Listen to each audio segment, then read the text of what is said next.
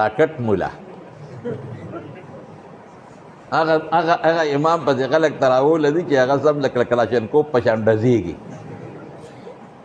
لکه وي هغه جومات ته ځو وي هغه سم تکړه دی مړه وي سمسې وایي چې ډزار ته وباسي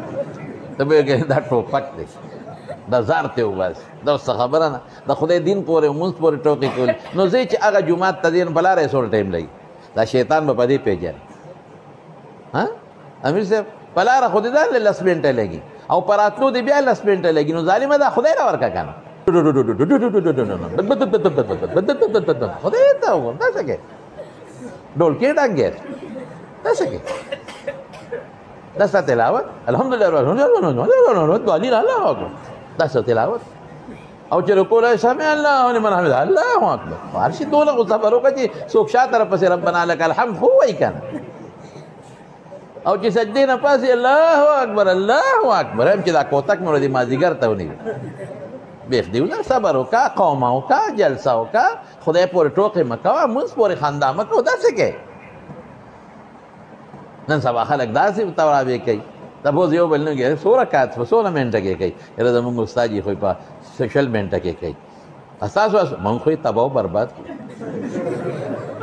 کله په یو خوا ودرېږو کله په بله ودرېږو موږ یې غرق کړو زمونږ استاد یې ورو ته به یې ګنې بس چېته هلکه استاد یې کراچۍ ته پکې تللی وې که پېښور ته پکې تللی او چې تراویح چې دقه ځای ناست یو بل تر بیا ګپې شپې لګی گپ شپ ښه دی که الله ته ودرېدل ښه دی رسول الله صلی الله علیه وسلم فرمایي چې دا ګډې وډې تراویح شي یا تراویح نه مونځ چې دا زر زر وشي نو دا الله ته فرشتې وړي الیه یصعد الکلم الطیب والعمل الصالح یرفعه دا بر الله ته ځي نو چې الله فرشتو ته وایي وی دې ته مې اجت نشته په دې مخې ولا واپس وروله هغه انسان به د قیامت په ورځ ذلیل او رسوی چې د ډېر منځونه هم کړي ډېر زیات او نیکۍ لیکن قبولیت ته نه رسېدل دې به پته مئ چې ما ته به په عملنامه کې اس به هم نی ولې به نی یا به یې ریاو پسې کړي ریاکاري به یې کړي او یا به یې دغسې ډز ډوز تراویح کړي راکټ مولا کلاشینکوف مولا هغه پسې تراویح ډېر زر کوي یاره خو ډېر ټیټ مولا رپټ مولا دی رپټ هلکه دا پیته تماچه رسه رپټ رپټ مولا دی ډېر ټیټ مولا دی او یو ول اواز کې استاد جي ټیټ شه ته پکې بلې نه خورئ استاد جي ټیټ شه خیال دی راغی زما وروڼو دا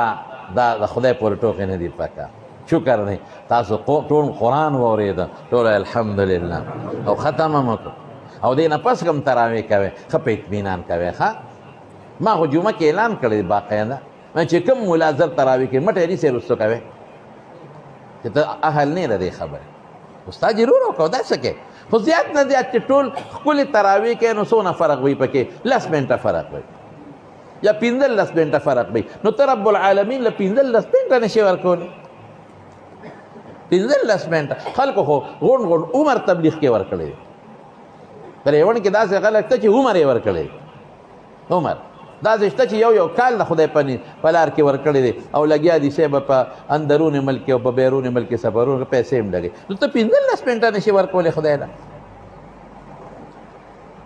زمونږ طالبانو ګوره اته کاله د کور نه باري 10 کاله د کور نه باري نو ته 15 منټه نشي ورکولی رب له